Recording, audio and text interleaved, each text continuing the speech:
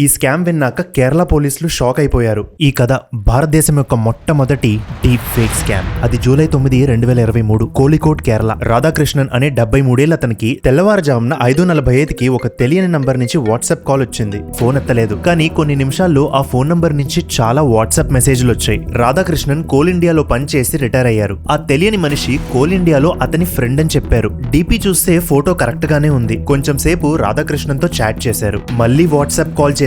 ఈసారి Dubai airport లో ఉన్న అతని వదినికి ఒక సర్జరీ ముంబైలో జరగబోతోంది. డబ్బులు అర్జెంట్ గా కావాలని ఒక ఫోన్ నంబర్ ఇచ్చి యూపీఐ చేయమన్నాడు. రాధాకృష్ణన్ కి స్కామ్లు అంటే బాగా అవగాహన ఉంది కాబట్టి అతనికి నమ్మబుద్ధి కాలేదు. ఈలోపే అదే నంబర్ నుంచి వీడియో కాల్ వచ్చింది. ఆ మనిషి అచ్చు అతని పాత ఫ్రెండ్ లానే కనిపించాడు. ఇంకా ఇతను నమ్మేసి 40,000 పంపారు. ఇంకొంచెం సేపట్లో మళ్ళీ ఒక 30,000 పంపమని కాల్ వచ్చింది. అప్పుడు మళ్ళీ డౌట్ వచ్చి అదే ఫ్రెండ్ కి నార్మల్ కాల్ చేశారు. స్కామ్లు అంటే అంత అవగాహన ఉన్నా అతనితో ఒక పెద్ద డీప్ ఫేక్ స్కామ్ అయిందని అర్థమైంది.